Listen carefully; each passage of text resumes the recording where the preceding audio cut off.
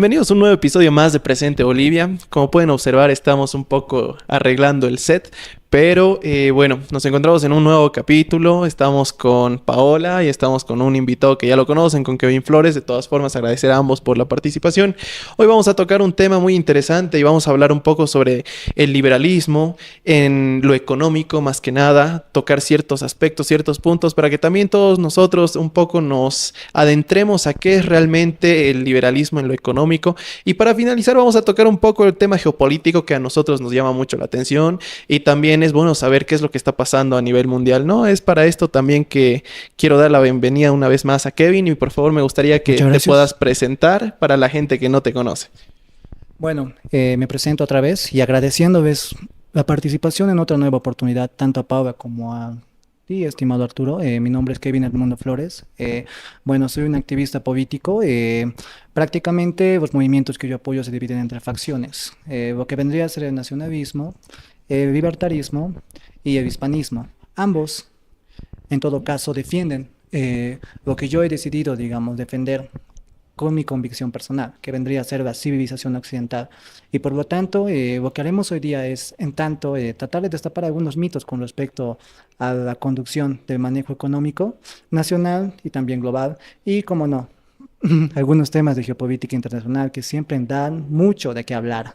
Presente Bolivia es un proyecto de jóvenes que se sustenta con el financiamiento de nuestro propio bolsillo. Si te gusta nuestro trabajo, escanea el QR y déjanos una donación para que podamos seguir creciendo. Bueno, hola, a mí igual ya me conocen. Bueno, Kevin, bienvenido una vez más. Yo voy a empezar con entrevistas y quisiera preguntarte, me llama la atención que digas que apoyas el liberalismo y el nacionalismo a la vez. Son también posturas que pueden encontrar similitudes en algunas cosas y diferencias en otras. Me gustaría tal vez que expliques a la gente que no sabe qué es para ti el liberalismo, el nacionalismo y qué destacas de cada una de estas posturas. Claro, estimada Paula, lo que te he indicado es evidentemente lo que estás replicando ahora es que tanto el liberalismo como el nacionalismo, y también nombré un tercer factor en este caso, ¿no? Que vendría a ser el hispanismo, ¿no? Ambos, bueno, los tres en este caso son corrientes ideológicas y posturas filosóficas que defienden en todo caso lo que vendría a ser la civilización occidental. En todo caso, yo no me decantaría por completo por ninguna de las tres, pero se podría decir que en todo caso lo que yo defiendo en sí es la esencia, el legado de la civilización occidental.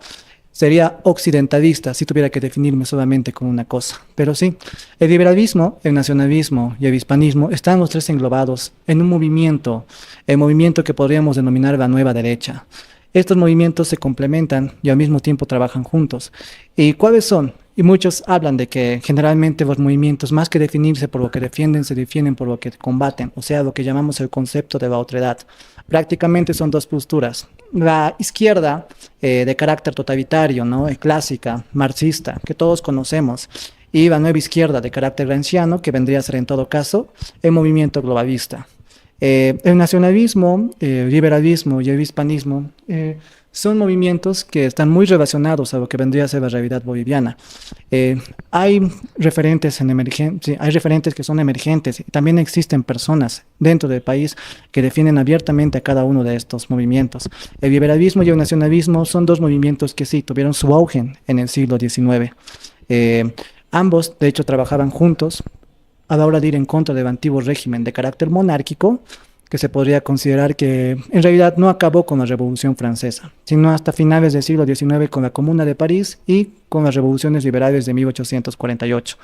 Es de esta forma que el liberalismo y el nacionalismo, que pueden ser contrapuestos en algunos aspectos, especialmente el político y el cultural, tienen algunas similitudes, más que todo en lo económico. Porque en lo que, si tuviéramos que hablar en todo caso, ¿qué es nacionalismo? ¿Cuál es el sistema que proponía, por ejemplo, Gottfried Feder en la Alemania que todos conocemos? Pues prácticamente es un capitalismo de Estado que en todo caso excluye o omite la usura.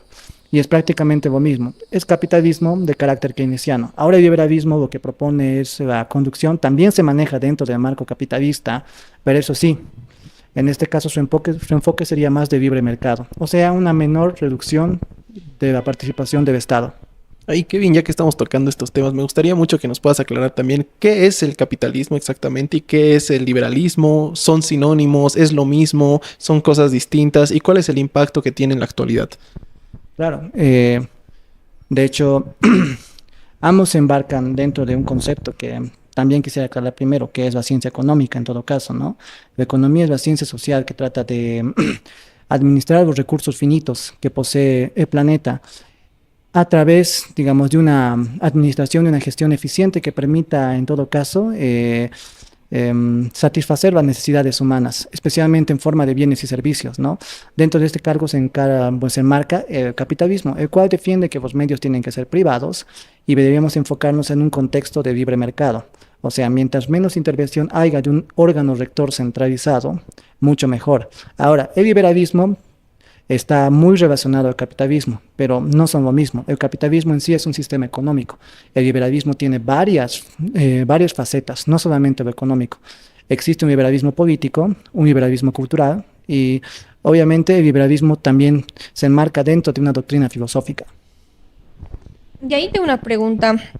Por ejemplo, una diferencia entre el liberalismo y el nacionalismo que se marca mucho es el tema de que el nacionalismo en lo económico puede llegar a ser proteccionista. Es decir, Claro. que por tal de que el producto nacional, por ejemplo, sea preponderante al internacional, puede llegar a cerrar importaciones, por ejemplo, de ciertos productos para que prevalezcan aquellos nacionales. ¿Qué opinas tú de esto? Bueno, el nacionalismo a grandes rasgos defiende ambas posturas. Puede ser proteccionista y estatista o puede ser liberal, dependiendo de la necesidad del Estado y de la nación. O sea, dependiendo de la necesidad del pueblo o si del pueblo al que trata de proteger. O sea, si conviene en este instante ser liberal, abrir los mercados, pues lo vamos a hacer. Pero si conviene ser proteccionistas y cerrar, digamos, algunos mercados, pues también lo vamos a hacer. Pero no hay que dejar en cuenta que lo que tienen en común es que ambos se enmarcan dentro del sistema capitalista, tanto los liberales como los nacionalistas. En todo caso, ambas agendas económicas son simplemente la expresión dentro de un mismo sistema, diferentes derivaciones de un mismo sistema. Uno más enfocado, en todo caso, al libre mercado y el otro dependiendo de la necesidad del Estado y en función a la supervivencia de ese Estado y obviamente a las necesidades del pueblo, va a ser o liberal o proteccionista o estatista, intervencionista, como queráis llamarlo, dependiendo de las circunstancias. Me gustaría que ahí pongas tal vez un ejemplo con lo que está pasando en Bolivia actualmente. Actualmente en Bolivia estamos viviendo en qué sistema económico estamos viviendo y ahí también te hago de la mano la siguiente pregunta, ¿no? Primeramente, ¿qué modelo económico estaríamos utilizando dentro de Bolivia? Y al mismo tiempo, ¿cuántas escuelas de pensamiento económico existen, por ejemplo, ¿no? ¿Y cuáles serían las más influyentes en la actualidad? Claro. Una pregunta dividida en tres partes en todo caso, ¿no? Bueno, vamos a analizar el caso local y actual en todo caso. Sí, Bolivia se enmarca básicamente desde la creación desde la creación como Estado republicano, desde 1825 hasta ahora vivimos en un sistema capitalista, extractivista, pero es un sistema capitalista estatal, prácticamente lo que llamarían los economistas keynesiano, donde el Estado tiene una importancia capital, en todo caso, una importancia grande a la hora de regir, digamos, los destinos de los medios y las relaciones de producción dentro del territorio boliviano. Sin embargo, eso quiere decir que no haya tenido sus momentos de mayor apertura económica, más alineados con con un sistema de libre mercado. Claro que no, hubo en dos fases principales, especialmente la de los llamados gobiernos liberales, ¿no? Conservadores barra liberales, que van desde finales de la Guerra del Pacífico de 1879 hasta prácticamente inicios de la Guerra del Chaco, 1934. Ahí sí hubo cierta apertura económica en todo caso. Y también a partir del decreto 21060, 1985, hasta más o menos la entrada de gobierno de Evo Morales, 2003. Después empezó otro ciclo extractivista y estatista bastante fuerte y marcado, que también ya tenía un componente ideológico progresista e indigenista, ¿no? En todo caso. Ahora, justo, Bolivia se enmarca vivimos un cambio de fase con respecto a este tema. La administración que realizó el gobierno de Mas, en todo caso, fue desastrosa, corrupta, como nunca había sido ningún gobierno antes en la historia. Y es a raíz de eso que quedamos en un escenario bastante lúgubre, yo diría incluso aterrador, que se debe a esta inflación. O sea, no solamente inflación, sino acompañada con recesión. Eso quiere decir que aunque se apliquen las medidas liberales similares a las de 21.060, el siguiente gobierno va a tener como reto fundamental, el que la inflación decrezca más allá de un escenario de libre cambismo monetario. O sea, no va a bastar simplemente con levantar los subsidios, tampoco va a bastar simplemente con abrir los mercados. Va a ser necesario aplicar otra serie de recortes, de shock. Y eso es lo que mucha gente en realidad no va a entender en todo caso, ¿no? Y obviamente que tú no lo puedes proponer dentro de un programa electoral porque es muy impopular. Hay que decir que en el contexto actual lo que tiene que prevalecer en todo caso sería el liberalismo. Se tienen que aplicar medidas más liberales, más que estatistas en todo caso, porque si no, vamos a seguir entrando en ese esquema de esta inflación que, les garantizo que a nadie le conviene, y mucho menos a la gente llamada de los sectores populares o que menos recursos tienen del país, porque son ellos los que lo van a sufrir a largo plazo. Y bueno, la última parte de la pregunta, ¿no? ¿Qué escuelas económicas existieron a lo largo de la historia? Bueno, son varias, ¿no? Dependiendo, digamos, del autor, en todo caso, para salirme del marco del materialismo histórico, que divide las típicas fases, ¿no? De la sociedad primitiva, entre comillas, comunista, que no fue así. Hay quienes lo refutan. La sociedad esclavista, la sociedad feudal, la sociedad capitalista, la sociedad socialista y la futura sociedad comunista, la utopía de toda la vida. Me voy a centrar en el análisis que hace, en todo caso, Yuval Noah Harari, un historiador israelí bastante conocido, de hecho, a través de sus bestsellers, especialmente de Sapiens, de Animales a Dioses. Él enmarca, en todo caso, el desarrollo de la humanidad en función a la economía con respecto a varias revoluciones. La primera de todas ellas sería la revolución cognitiva, la cual, en todo caso, nos llevaría a un sistema económico tribal en el cual la tradición y la espiritualidad tendrían un eje director bastante marcado. Luego estaría la revolución neolítica, a partir de más o menos el 10.000 a 12.000 antes de Cristo, que daría origen a lo que llamaríamos la división social del trabajo y la creación de sociedades complejas, y que a partir de esa también se iban a crear los grandes imperios de la antigüedad. Sociedades ya, como son más complejas, también son jerarquizadas. Y bajo ese criterio iban a surgir los sistemas esclavista y feudal, que son los que caracterizan a la Edad Antigua y a la Edad Media bajo el antiguo esquema de materialismo histórico. Y la tercera revolución que nos hablaría Yuval Noah Harari sería la revolución científica, que empieza justamente a mediados del siglo XVI, a mediados de los 1500 en todo caso, y que es a partir de este momento y a partir del desarrollo del método científico con Galileo Galilei, Isaac Newton y otros referentes más de la ciencia moderna, que evidentemente ya las leyes de la conducta humana iban a dejar de tener tanta influencia, la tradición iba a dejar de tener tanta influencia en la conducta humana y se iba a pasar ya a un marco filosófico más individualista y se podría decir mercantilista, que sería la antesada ni nada más ni nada menos que al capitalismo, que como sabemos a partir de la primera revolución industrial a mediados del siglo XVIII iba a tener su ascenso y prácticamente seguimos viviendo en esa era. El capitalismo se sigue adaptando.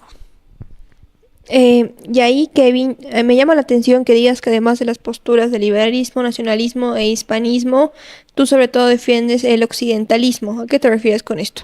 Claro, bueno, el occidentalismo es una corriente muy, muy nueva. No tiene más de 10 años. Hay algunos referentes, digamos, a nivel latinoamericano. Generalmente la mayoría se encuentran en Estados Unidos o en Europa.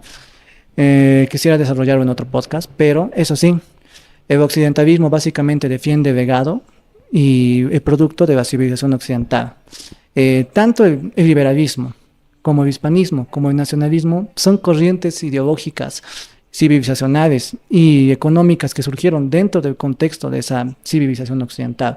Ahora, si tuviera que definir qué es la civilización occidental, en este caso me gustaría situar a mi historiador favorito, Oswald Spengler, quien habla que Occidente, como civilización, nace de la combinación de 3 elementos. El primer elemento es la civilización apolínea, o sea, la civilización clásica, Grecia y Roma, básicamente. El segundo vendría a ser el elemento fáustico, la Europa pagana anterior al proceso de romanización, básicamente el elemento celta, germánico y nórdico. Y el tercero vendría a ser elemento cristiano, ya más espiritual, que estaría más relacionado con el elemento católico romano, ¿no? La iglesia cristiana católica. La combinación de estos tres iba a tener su culmine a finales de la Edad Media y durante el Renacimiento. Y es a partir de ahí que justamente se crea lo que podríamos llamar civilización occidental, en todo caso. Lo estamos definiendo culturalmente, no geopolíticamente. Y hay que tener hay que tener un gran punto de diferenciación, porque generalmente a lo que hacen referencia hoy los analistas geopolíticos y los politólogos que analizan el campo internacional a Occidente, lo hacen en función a su faceta geopolítica, asociada al imperialismo anglosajón y sionista, y no lo hacen a la definición que estaría manejando, que en todo caso sería cultural, la definición de Oswald Spengler. Y bueno, si tantos, el hispanismo, como el liberalismo, como el nacionalismo, nacen dentro de ese marco cultural y civilizatorio. O sea que tú estás diciendo que el occidentalismo está bastante ligado también a lo que viene siendo el liberalismo. Sí, está bastante hecho ligado. Bueno, Claro. ahí yo te tengo la siguiente pregunta, volviendo al tema de lo liberal, por ejemplo. Claro.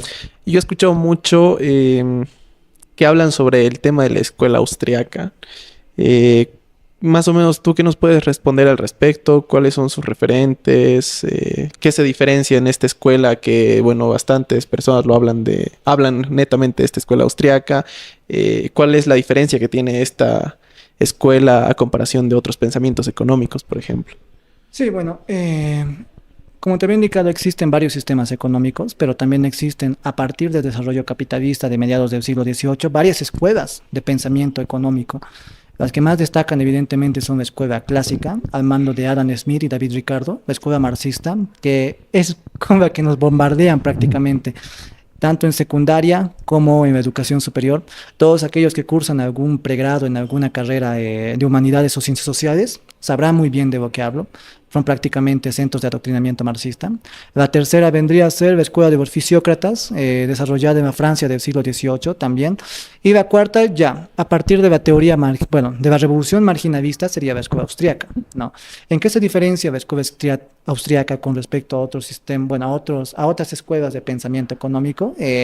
Más que todo en que el valor de el valor de los bienes y servicios que son producidos para satisfacer las necesidades humanas es subjetivo, y que la escuela austríaca, a diferencia de los otros modelos, que en este caso los que acabo de describir la preceden, y otros que la iban a suceder, como la escuela monetarista de Milton Friedman, no busca a través de modelos matemáticos, ni también a través de modelos matemáticos predecir cuál va a ser el comportamiento económico, sino se basa más que todo en la lógica de la praxeología, que es la ciencia que estudia la acción humana, o sea, la acción humana. Y bueno, la escuela austríaca es una escuela de pensamiento económico que surgió a finales del siglo XIX. Sus principales referentes, en todo caso, empezando por el que la fundó, serían Karl Menger, Eugene von Bauer, Friedrich Wissel, el más famoso de todos, Ludwig von Mises, Friedrich August von Hayek, Murray Rothbard, y algunos incluyen también a Lisa Rosenbaum, alias Ayn Rand, pero yo aquí tengo un poco de duda. Sin embargo, todos los que te he mencionado son básicamente referentes de la escuela austríaca. Y en el mundo hispano, bueno, algo parecido a la escuela austríaca en todo caso sería la escuela de Salamanca, que justamente se desarrolló a mediados del siglo XVI y principios del siglo XVII con referentes como Francisco de Vitoria y Juan de Mariana, quienes ya hablaban de la teoría subjetiva del valor y también ya hablaban de la marginalidad decreciente, conceptos que iban a ser desarrollados en la germanosfera recién unos 3 o 4 siglos después, ¿no? En todo caso. Y en la actualidad, Miguel Anzo Bastos y Jesús Huerta de Soto. Y ahí yo sí te quisiera preguntar respecto al liberalismo contemporáneo. Ya. Respecto al occidente, Claro. el fenómeno de Milei ha sido algo fundamental para marcar el tema del liberalismo, más que todo en Latinoamérica, ¿no? Y sí, también yo diría que en América en general. Pero lo que yo sí te quisiera preguntar es, ¿cuáles son los retos que tú ves para que el liberalismo sea pragmático en Bolivia? Muy bien. aquí estamos en un problema de contexto cultural bastante marcado. Miren, Mibei sí tuvo un papel fundamental. Prácticamente se podría decir que antes de la incursión de Mibei en los medios de comunicación, ¿no? Antes de sus famosas entrevistas en, en América TV, ¿no? Que son las que prácticamente van catapultado a la fama. La economía era un tema tabú entre la juventud. Generalmente se asociaba al economista con un tipo aburrido, entrajeteado, y que te explicaba datos que nadie entendía en todo caso, y hacía predicciones, y muchos incluso hablaban de que un economista básicamente se dedica a dos cosas, ¿no? Que primero, a tratar de predecir lo que va a ocurrir, y luego a explicarte por qué no ha ocurrido. O sea, en pocas palabras, Javier Milei sí tuvo un papel fundamental, incluso yo me atrevería a decir trascendental, para el movimiento libertario en Latinoamérica. Él mismo se declara como el primer presidente libertario de la historia. Y en todo caso, el movimiento del fenómeno Milei repercutió en los países alrededor. Hay un movimiento libertario en Chile, en Uruguay, en Brasil, en Paraguay, en Perú, en Colombia y ahora, claro, en el país más zurdo de toda Latinoamérica, ¿no? México. Hay varios referentes, ¿no? Por ejemplo, tenemos en Chile a un youtuber muy famoso llamado Paradeo33, un político referenciado sería también Johannes Kaiser, un intelectual sería Axel Kaiser en todo caso. En Perú tenemos a Jorge Ugarte, denominado Profe sobre Ruedas. También tenemos al candidato Rafael López Aliaga, que es quien más de hecho se acerca entre los dos que podrían llegar a la presidencia, a las ideas de Javier Milei. En Brasil se encuentra el Partido Novo y todo el movimiento del bolsonarismo, que es una réplica del movimiento MAGA de Estados Unidos. En Bolivia, ¿qué sucede en Bolivia? En Bolivia el caso es un poco diacrónico, es un poco irónico. Lo que pasa en Bolivia es que generalmente aquí tiene mucho más peso el componente cultural e identitario. O sea, si tú vas a Dalton, si tú, digamos, ves cómo funciona la feria del 16 de julio, ves que más del 85% de la población, en todo caso, ¿no? Allá arriba se maneja en la informalidad, te darías cuenta que desde la praxis, observando la realidad empírica, son las personas más capitalistas que pueden existir. Ellos justamente, se mueven, viven y se desarrollan a partir del comercio informal, evadiendo todo tipo de control fiscal que pueda haber. Pero aún así, por eso ya muy irónico, son las personas que tienen más simpatía con discursos y, yo diría, ideologías, ¿no? Que podríamos nosotros relacionar fácilmente con el socialismo y el totalitarismo de izquierda, ¿no? ¿Por qué es esto? Esto es más que todo por la cuestión identitaria. O sea, a pesar de que eres la persona más capitalista del mundo, te mueves haciendo negocios. Y esto lo decía Fernando Untoja, que es de hecho un referente del indigenismo no marxista bastante poderoso aquí en Bolivia. El Coya, Eva Aymara es un comerciante, un capitalista por excelencia y se expande a través del comercio. Nada más hay que ver los ejemplos en las diásporas bolivianas que hay en Perú, en Chile y en la misma Argentina. No importa las trabas estatales que hayan, ellos siguen practicando un capitalismo popular, un capitalismo de libre mercado. Son comerciantes como ningún otro. Y el desarrollo del modelo cruceño también tuvo como gran parte, digamos, no en todo caso, como gran componente, a una buena parte de la población del occidente que se movió allá. Así, no por nada, Santa Cruz es cosmopolita. Y no solamente a nivel internacional, sino que prácticamente todos los departamentos hoy en día se encuentran en Santa Cruz. Eso hablando en términos demográficos, ¿no? Ahí es el principal obstáculo para el desarrollo del liberalismo o de cualquier corriente, en todo caso, ¿no? De la nueva derecha, puede ser el conservadurismo, puede ser el hispanismo, el tradicionalismo católico, sería más que todo el indigenismo, ¿no? Se construyó un discurso indigenista, un discurso de odio bastante marcado durante estos 20 años, en el cual prácticamente se trató de explicar la realidad de manera maniquea y antagónica. Nosotros, los indígenas, tenemos que apoyar el socialismo porque si vosotros, la derecha, llegan al poder, entonces vamos a perder todas nuestras oportunidades y toda nuestra representatividad y en todo caso, todas las reivindicaciones, todo lo que hemos ganado en cuanto a temas jurídicos, especialmente en representatividad.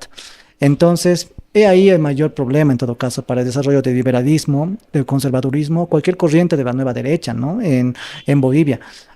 Hay que desenmascarar, hay que desmontar, hay que refutar todos y cada uno de los postulados indigenistas. ¿Quieres hacer una pregunta al respecto de lo que te respondió? Porque yo tengo una consulta de una pregunta anterior. Ya, Claro. bueno, muy interesante. Yo quisiera saber, tú estabas hablando también del tema de una revolución marginalista. ¿Qué Ah, es la revolución marginalista, por ejemplo? Y bueno, supongo que tuvo alguna importancia dentro de la historia del desarrollo económico global. Entonces, si nos podrías mencionar primero eso, ¿no? ¿Qué es esta revolución marginalista y cuál fue su importancia durante este desarrollo económico a nivel global? ya. Con esto volvemos al inicio de la escuela austríaca, evidentemente. La revolución marginalista tiene una gran influencia. Son tres personajes, Karl Menger, Wilfredo Pareto y Walter, perdón, sí, si no me equivoco, sí, Eugene Walras. Son los tres referentes principales, ¿no? Bueno, sí, referentes principales dentro de la economía que desarrollan la revolución marginalista. Bueno, ¿en qué consiste? Prácticamente consiste en un cambio de paradigma con respecto al valor de los bienes y servicios que se producen dentro de la actividad económica, ¿no? Hasta antes, digamos, ¿no? De Menger y los otros referentes de la revolución marginalista, todos y cada una de las corrientes económicas que habían surgido hasta ese momento, tanto los fisiócratas, tanto los clásicos, tanto los marxistas, prácticamente te proponían, o bueno, uno de los principales postulados era la teoría del valor-trabajo, que el valor que tuviera un producto o un bien para ser consumido estaba directamente relacionado con el tiempo y el trabajo necesario para producirlo. Esto quiere decir que si a ti te costaba producir, por ejemplo, una pieza cerámica 5 horas o te costaba producirla 10 horas, tú tendrías en todo caso que cobrar más si más te costaba producirla. O sea, ibas a cobrar más por la pieza que te ha costado más tiempo, en todo caso, ¿no? Producir que por la otra. Y así. Pero, ¿qué es lo que propone Menger, Karl Menger? El Karl que todos debemos conocer, el Carlitos, nuestro Carlitos, sino el Carlitos que tanto nos, que tanto nos imponen, ¿no? Ya sabemos a quién hablamos, Carlitos Marx. Bueno, Karl Menger prácticamente lo que hace es proponerte la teoría del marginalismo decreciente, la utilidad marginal decreciente. O sea, que el valor es subjetivo. El valor no depende, el valor de un producto, el valor de un bien, no depende en todo caso de cuándo a ti te haya costado producirlo. Tú puedes, por ejemplo, vamos a hacer un ejemplo más contemporáneo. Tú puedes tener grandes conocimientos en ingeniería mecánica, pero no tener conocimientos en electrónica, no tener conocimientos en pintura, no tener conocimientos en neumática y tratar de construir un automóvil, digamos, ¿no? Con todo el trabajo que te va a costar, con los años que probablemente te cueste llevar adelante este proyecto, tú vas a construir algo que se parezca a un automóvil y le preguntarás a tu vecino, mira, yo, el ingeniero mecánico Arturo Berzaín, produje un automóvil con mis conocimientos, ¿qué te parece? Pero ese automóvil, pero ese automóvil justamente como no tiene especializadas muchas áreas más allá de la ingeniería mecánica, tiene muchos defectos. Y obviamente tu vecino te va a decir, bueno, a ti te habrá costado mucho, pero para mí ese auto no cuesta nada, porque para mí es un auto defectuoso. Entonces, lo que proponen los marginalistas, empezando por Karl Menger, el fundador de la escuela austríaca, es justamente que el valor no reside en el esfuerzo, sino reside en la percepción del posible comprador o cliente. O sea, el valor, digamos, de un bien o un servicio, en todo caso, sí, reside en lo que el comprador o en lo que el cliente esté dispuesto a pagar por él. Y de esta manera el valor es subjetivo. En todo caso, un boleto para un concierto de un artista, supongamos, podrías darme un ejemplo, por ejemplo, los BTS, ¿no? Y hay un fenómeno cultural con respecto a esto, ¿no? Tiene mucho valor para sus fanáticas, ¿no? Pero para una persona, por ejemplo, para un metadero como yo, tendría muy poco o ningún valor, en todo caso.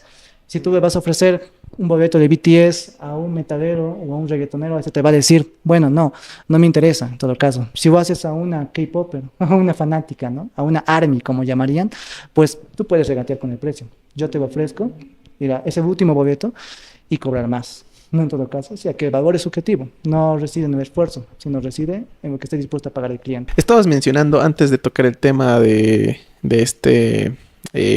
esta revolución marginalista, también hiciste mención a Eugen von Bauer Sí, y Friedrich Friedrich Visser, Wilson, sí, ¿no? Estas personas, si no me equivoco, igual refutan esta teoría del valor trabajo, ¿no es cierto?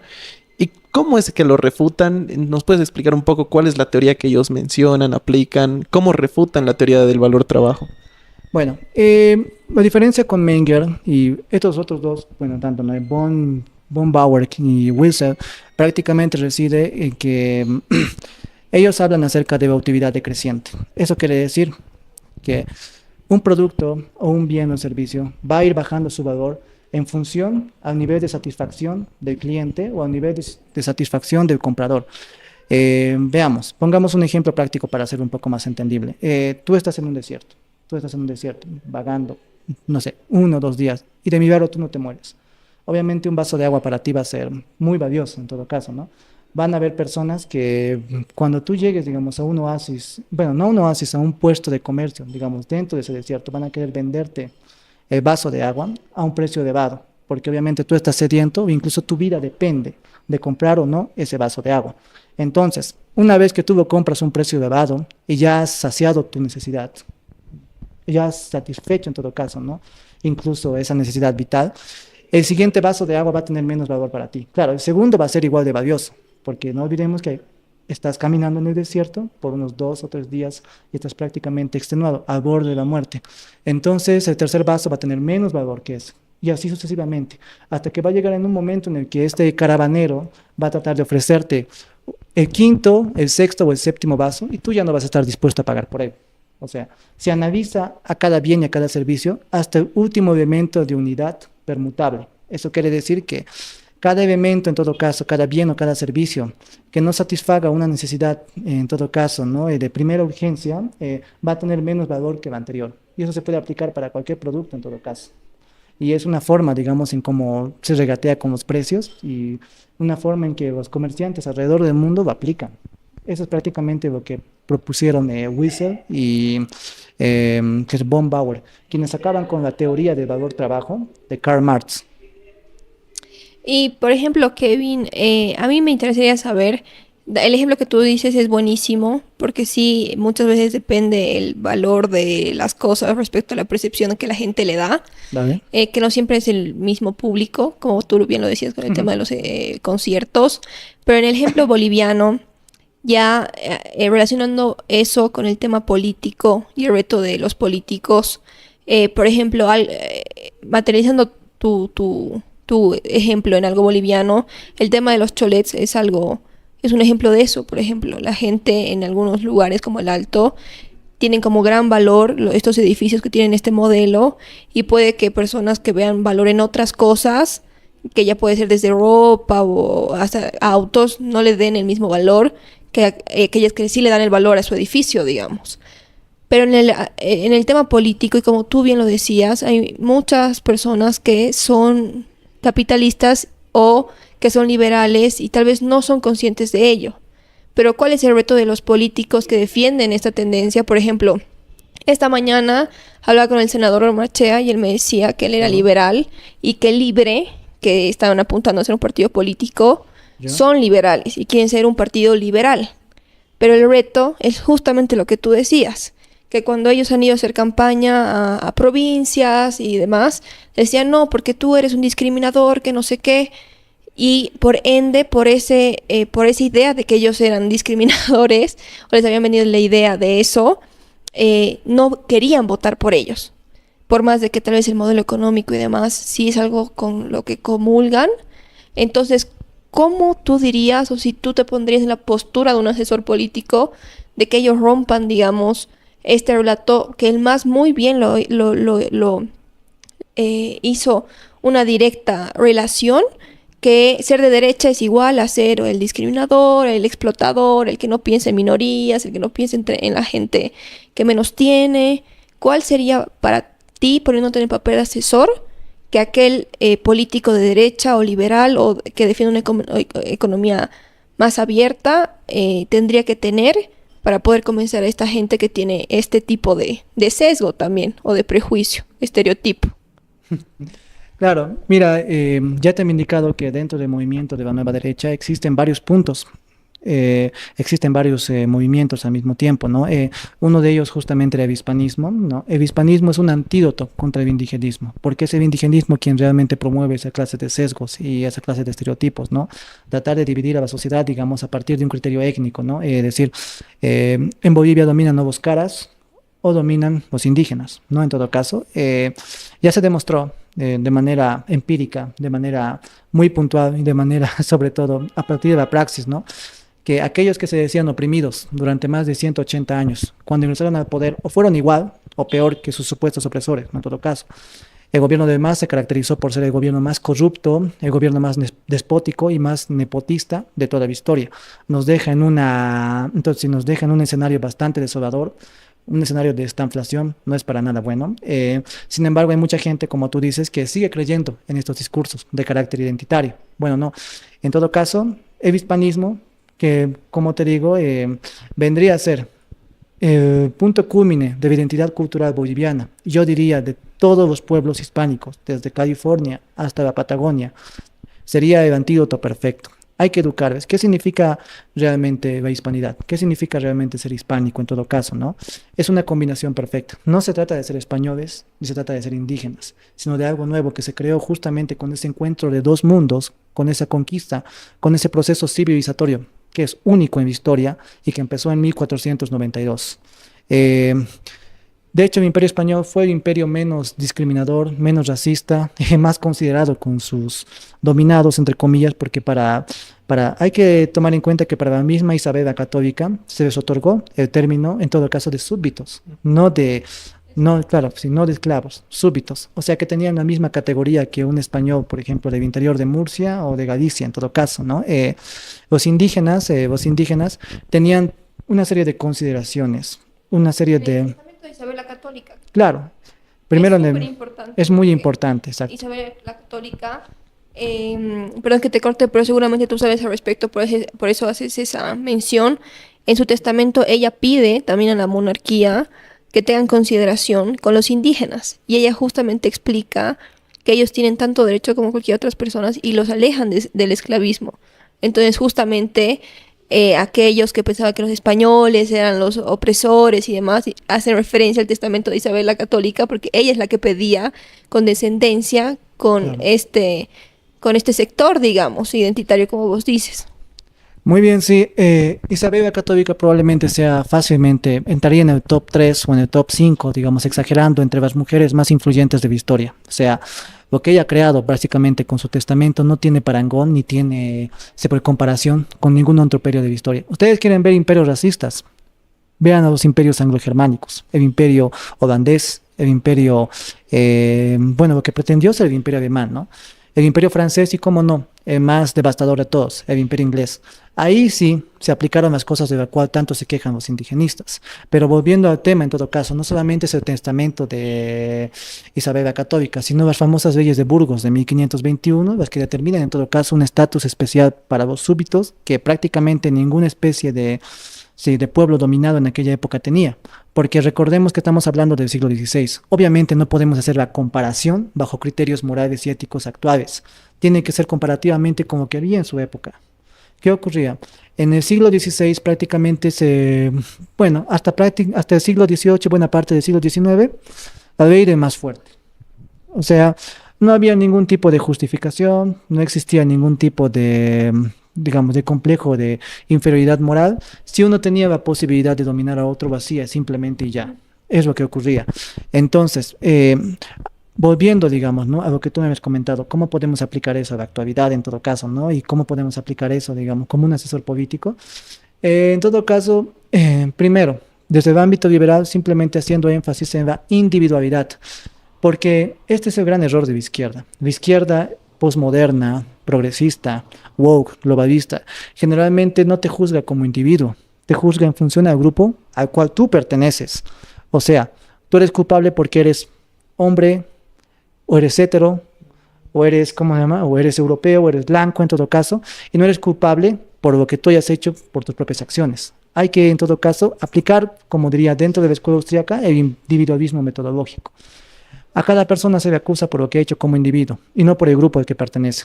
Empezando por eso, podríamos en todo caso decirnos, se trata de un individuo que no representa movimiento liberal, si es que hubo, digamos, algún caso de racismo, en todo caso, ¿no? Que lo suele haber, aunque son mucho menos comunes de lo que realmente imaginan, digamos, aquellos que se tragan a este discurso indigenista, ¿no? Y en todo caso, la aplicación a largo plazo sería la enseñanza de hispanismo y hispanidad, que es de hecho, como te digo,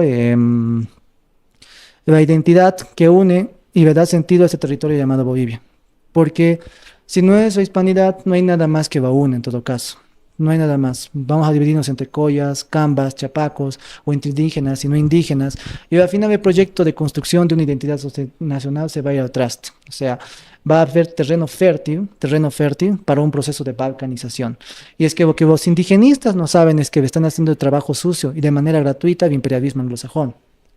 Por más que ellos se declaren antiimperialistas. Ese es el detalle. Están haciendo el trabajo sucio. Son los tontos útiles y no se dan cuenta que, en todo caso, están siguiendo un proceso que para nada va a acabar con ellos, digamos, ocupando un mejor lugar o posición política, sino todo lo contrario. Simplemente están echando de leña a fuego un proceso económico y de decadencia cultural que ya nos tiene sumergido y al borde de un abismo. Necesitamos pivotar. Necesitamos como sociedad cambiar en todo caso todos esos esquemas de pensamiento y dejar atrás ese proceso de los últimos 20 años. Ahí yo quiero, a ver, complementando un poco con la pregunta de Pau, y antes de nada yo quiero aclarar, yo no soy liberal, por si acaso, Dale. y claro, ahora estamos analizando la economía liberal, sin embargo, no olvidemos que también vamos a poder analizar distintas ramas de también ver desde un punto de vista probablemente de la izquierda, qué es lo que referente a la economía, por ejemplo. Entonces, ahora estamos partiendo con este punto de vista, pero siempre es bueno resaltar eso a la audiencia porque luego van a pensar que bueno, por hablar de estos temas nosotros estamos haciendo esto. No, no, sino que es porque siempre es bueno hacer una comparación entre uno y otro lado probablemente, ¿no? O los distintos aspectos, ¿no? Bueno, ahora sí, con eso ya aterrizando en el tema de Bolivia, me gustaría mucho consultarte y saber tu opinión. Últimamente el liberalismo dentro de Bolivia está totalmente demonizado. En los últimos años se vinieron escuchando discursos por el gobierno de que, claro, las personas liberales de derecha son aquellas personas que reprimen al pueblo, es el enemigo, por así decirlo, ¿no? Aparte de eso, también no olvidemos que antes de que ingrese el MAS, estábamos viviendo, bueno, se vivía en Bolivia el gobierno de Sánchez de Lozada, de Goni. Muchos lo tildan, claro, como un tipo que no velaba por el país, más al contrario, quería vender todo, y esto lo arraigan mucho el tema del liberalismo, ¿no? No sé si por ese lado realmente está tan demonizado actualmente el liberalismo en Bolivia, o es también que tenemos que retroceder años anteriores. Eso me gustaría que desde tu punto de vista nos puedas comentar por qué crees que existe esta desmonización, no sé si está bien dicho. Demonización. Eso, Sí. del liberalismo en Bolivia. Bueno, básicamente lo que sucede en Bolivia durante las últimas 4 décadas fue un proceso de infiltración dentro de la educación pública en todos los niveles. Ese proceso se dio en otros países, se dio, por ejemplo, en las universidades y en la escuela pública en Estados Unidos a lo largo de la década de los 50 y los 60. En Bolivia ocurre prácticamente desde los años 80. Es la implementación de un modelo educativo, en todo caso, de una narrativa, se puede decir, de carácter marxista. Y obviamente, bueno, la temática identitaria no solamente está asociada a lo indígena, en todo caso, ¿no? Existen varios movimientos identitarios dentro del progresismo. Podríamos fácilmente nombrar al feminismo, en todo caso. Ahí existe otro tipo de dicotomía. Todos estos movimientos identitarios de la nueva izquierda provienen prácticamente del análisis marxista o neomarxista de la escuela de Frankfurt. Nacen a partir de las ideas y los postulados de Anthony Gramsci, en todo caso. Y bueno, ¿qué es lo que te decía este señor? Sí, este filósofo, creador del marxismo cultural en todo caso, ya que los postulados marxistas clásicos han sido refutados por el empirismo y por la realidad, básicamente. El sistema capitalista, digamos, sigue continuando fuerte. No hubo una revolución de los proletarios a nivel global, digamos, que destruyera al sistema capitalista. Entonces vamos a atacar la cultura. Vamos a destruir la sociedad occidental desde adentro. Y evidentemente para eso se evadieron de varias narrativas, de varios tipos de antagonismo en todo caso, ¿no? Nuevos tipos de dicotomía, porque todo este sistema, en todo caso marxista, se basa en la dialéctica hegeliana y en relaciones de poder. Entonces surgieron varios puntos, ¿no?, de disenso. Uno de ellos sería el feminismo. La mujer, en todo caso, la mujer como el proletario o como el ser, digamos, que está siendo reprimido y el hombre como el opresor. El movimiento antirracista, donde prácticamente el hombre blanco estaría siendo demonizado, ¿no? Y el resto, digamos, ¿no?, de pueblos a escala global, no solamente los afrodescendientes, sino los árabes, los asiáticos orientales, los indígenas americanos, y ahí entramos ya con el indigenismo, serían los oprimidos. También entraríamos con el lobby LGBT, ¿no?, donde el heterosexual, con su heteronormatividad, sería el opresor, y el que pertenezca, digamos, al colectivo del abecedario, independientemente sea trans, lesbiana, gay o lo que, sería el oprimido. Y así podemos nombrar un montón de ejemplos más. Sin embargo, lo que ocurre acá es que en Bolivia esas tendencias, en todo caso, bueno, sí, esa narrativa de antagonismo fue introducida gradualmente en los medios de comunicación, en el sistema educativo y a través de las ONGs con diferentes programas de activismo político. Es un proceso que parte de una corriente muy específica denominada globalismo y que se da en todos los, bueno, que trata de darse en todos los países del mundo. Lamentablemente solo tuvieron éxito en Occidente y solamente destruyeron a la cultura occidental. Y como Bolivia forma parte de esa esfera de influencia cultural, también sufrió ese proceso. Es un proceso que se da a nivel global, pero que por ahora ha tenido éxito más que todo en Occidente y no en otras, que de hecho están reaccionando de manera mucho más enérgica ante este movimiento globalista. Es básicamente el globalismo con todos y cada uno de sus tentáculos internacionales entrometiéndose dentro de la política interna de los países, a través de los medios de comunicación, a través del sistema educativo y del activismo principalmente. Y ahí ya, cambiando un poco de tema, pero que no es menos importante, el tema de la postura que va a tener el futuro presidente respecto a las relaciones internacionales que va a tener Bolivia, el tema de la gran guerra que hay entre Israel y Palestina, el tema de Claro. Gaza. Bueno, muchos dicen que porque Bolivia prácticamente no tiene, entre comillas, ninguna influencia, digamos, económica o bélica, armamentísticamente hablando, no importa cuál es la postura que llegue a tomar el país respecto a esta guerra. Yo sí quisiera saber qué opinión tú tienes al respecto, si crees que Bolivia tiene que tener una postura, porque evidentemente con el gobierno actual del MAS defendemos, bueno, la postura que defiende el gobierno es a favor de Palestina, ¿no? Exacto. Entonces, igual últimamente hemos visto el tema de Donald Trump y con el supuesto llamado a la paz que se tiene en esta región y que vemos cada vez más cerca, que bueno, hemos visto intentos en todo este tiempo, en el anterior gobierno de Trump también, pero hay que ver si realmente esto va a poder llegar a pasar, porque creo que es algo que agradecería mucho el Medio Oriente. Pero ¿tú crees que es importante? Porque Tuto Quiroga fue un poco claro respecto a sus posiciones internacionales. Él dijo que rompería relaciones con Cuba, con Venezuela. Rodrigo Paz, por otro lado, no estoy segura, pero creo que él se mantendría, trataría de mantener relaciones con la mayor cantidad de países posibles.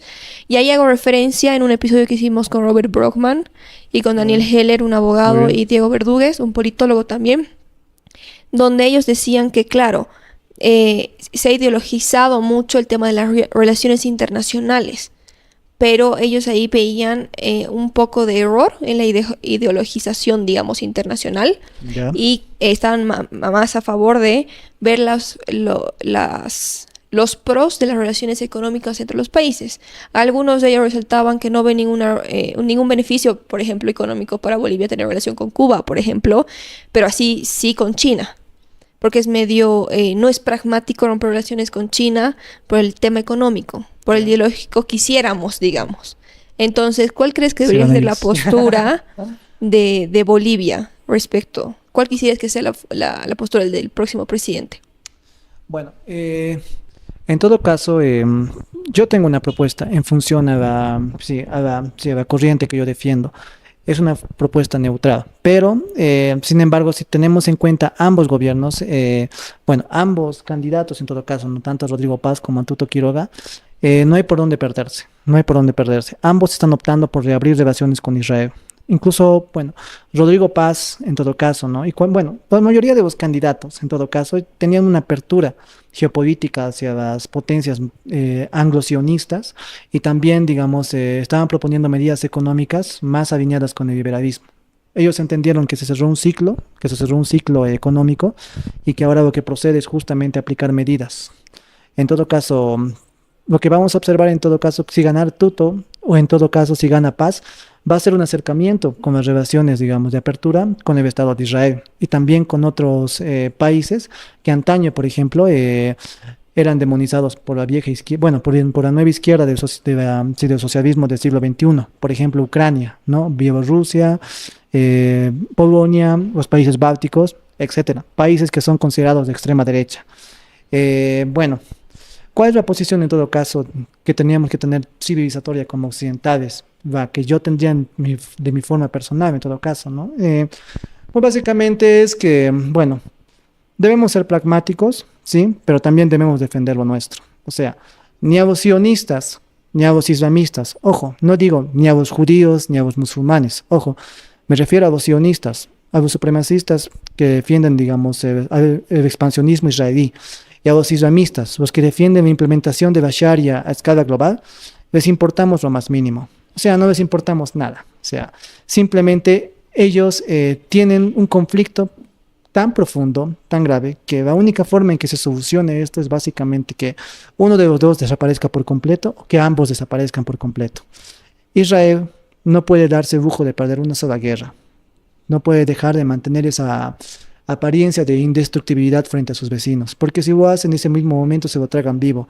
De hecho, la garantía de la existencia del Estado de Israel son sus mismas armas nucleares y su industria armamentística, que es de las más evolucionadas, si no la más evolucionada del mundo. Ellos poseen armas químicas y armas biológicas que incluso el mismo Pentágono americano envidiaría. Tienen un nivel de influencia y de poder enorme. En todo caso, ¿qué tendríamos que hacer? Un gobierno nacionalista o un gobierno hispanista boliviano tendría que mantener una equidistancia con ambos, pero al mismo tiempo mantener relaciones económicas con ambos, tanto con el eje islámico como con los sionistas. Es ser pragmáticos. Claro, uno puede ser humanista. Es fácil, de hecho, decir ser humanista, estar del lado correcto de la historia, como dicen muchos de esos activistas. Sin embargo, tomar acciones en cancha, ya estamos hablando de otras cosas muy diferentes. Y es verdad acá. En todo caso, ni a islamistas, ni a sionistas les importamos lo más mínimo. Y es una pregunta que yo hago para todos los activistas. ¿Ustedes realmente creen que los palestinos levantarían un dedo si se sufriera un genocidio en esta parte del mundo? Esto creo que va muy ligado con el tema de la Agenda 2030 también, ¿no es cierto? Primeramente, me gustaría que nos expliques un poco qué es esta Agenda 2030, por primer punto, y segundo, en base a tus análisis e investigaciones que has realizado, por ejemplo, Tuto Quiroga o Rodrigo Paz cumplirían esta Agenda 2030. Y esta Agenda 2030, como tercera pregunta, ¿es una agenda peligrosa tanto para el país, para el mundo, o sin embargo no? Ya. La Agenda 30 es un proyecto de dominación global llevado adelante por sectores corporativos y financieros internacionales y tecnócratas que no tienen arraigo hacia ningún país o ninguna cultura. Prácticamente lo que propone la Agenda 2030 es la creación y lo voy a decir en sus propias palabras, las mismas de Klaus Schwab en 2015, que fue cuando se justamente llevó adelante, ¿no? El primer foro, ¿no? El primer foro de Davos, el 2015, ¿no? En todo caso, tratar de crear una nueva humanidad desarraigada de todo tipo de colectivismo reaccionario. O sea, en pocas palabras, la Agenda 2030 está para disolver las identidades culturales y acelerar lo que vendría a ser el descenso demográfico. O sea, prácticamente el plan de maltusianismo, reducir la población. Es por esto que esta Agenda 2030, en sus 30 puntos justamente de desarrollo sostenible, manejan temas como el feminismo, la ideología de género, el abortismo, el lobby LGBT, ¿no? El ambientalismo y demás. Claro, todas estas causas, si tú te las fijas, de repente, digamos, analizándolas de manera superficial, parecen causas nobles. A la final están basadas en lograr, digamos, un igualitarismo, digamos, y la construcción de un mundo más justo y democrático. Pero la intención que se guarda detrás de la implementación justamente de esta Agenda 2030 no podría ser más atroz. se asemeja a lo de 1985 con George Orwell, el control total, digamos, de una sociedad y el involucramiento del Estado, en este caso controlado por estas élites, en los aspectos más íntimos que ni siquiera las dictaduras más sanguinarias y totalitarias del pasado se atrevieron a entrar, como podría ser la vida personal. A través de esta Agenda 2030 se buscará controlar en todo caso todos los aspectos de la vida de los ciudadanos, desde cuánto conduces, cuánto comes, cómo puedes opinar, qué es lo que pretendes hacer, y todo esto recubierto justamente de una envoltura de humanismo, de filantropía y de igualitarismo. En pocas palabras, el camino al infierno está lleno de buenas intenciones. Son verdaderos lobos vestidos de oveja. Y me refiero a todos los... bueno, generalmente se trata de gente de élite corporativa, o sea, son gente muy millonaria. Se reúnen en varios grupos como el Club Bilderberg, pero el principal es el Foro de Davos, al mando de Klaus Schwab. Y obviamente nuestro amigo re famoso a nivel mundial para todos los que ya saben, George Soros, ¿no? Evidentemente. María Gabindo, ya sabemos que eres tu jefe. En todo caso, la Agenda 2030... sí, es muy peligrosa. Si no es el proyecto geopolítico más peligroso que ha surgido a escala mundial, justamente. Pero lamentablemente logró la destrucción y la desaparición demográfica de la civilización occidental, no así de otras civilizaciones. El Islam, China, India, Rusia, mundo africano, reaccionan de manera diferente y están combatiendo esta Agenda 2030 de manera más efectiva, ¿no? Bueno, sí, bajo esos criterios la Agenda 2030 sería la agenda más peligrosa, el proyecto geopolítico más peligroso, porque no solamente se va a involucrar, o quiera uno o no, en los aspectos más personales e íntimos de la vida de cada uno de nosotros, de los ciudadanos del mundo, sino es que literalmente es una agenda profundamente antidemocrática. ¿Quién rayos ha elegido a estos funcionarios de la ONU? ¿Quién ha elegido este comité, ¿no? Para implementar todas estas medidas en el aparato legislativo y judicial de cada uno de los países? Nadie, no hubo consenso, no hubo consulta, simplemente nos están metiendo todo esto, ideología de género, el lobby LGBT, el feminismo, el abortismo, el maltusianismo, el ambientalismo. Ojo, una cosa es cuidar el medio ambiente y otra cosa es tratar de someter a tu prójimo y evitar, digamos, que tenga, digamos, un pequeño ápice de libertad utilizando el medio ambiente como excusa, que es lo que generalmente ellos hacen. O sea, utilizan causas relativamente nobles o, en todo caso, que para una persona común pueden parecer necesarias, y detrás de eso viene todo un plan de dominación incorporal. La Agenda 2030 lamentablemente logró su objetivo más que todo en Occidente, que vendría a ser Europa, Estados Unidos, Hispanoamérica, Brasil y Oceanía, pero el resto de civilizaciones, como te había indicado, el Islam principalmente, la India, China, el mundo africano, subsahariano y Rusia están reaccionando de mejor manera. Y bueno, simplemente ellos no se dejan, ¿no? Quemar por Occidente. Ya para ir finalizando, Kevin, me gustaría un poco que nos des un análisis también desde tu punto de vista con este tema de lo que hemos venido abarcando, que es la economía liberal, un poco de geopolítica. Sí. Estamos unos días de la segunda vuelta. Epa. Es algo fuerte, pero me gustaría mucho también que nos des tu análisis. ¿Qué opinas? ¿Qué crees que se viene de acá en adelante una vez que bueno, se realice la segunda vuelta? ¿Cuál de estas dos, cuál de estos dos candidatos tiene tal vez dentro de su plan de gobierno una economía liberal? ¿Será Rodrigo Paz? ¿Será Tuto Quiroga? ¿Cómo ves cómo ves el panorama?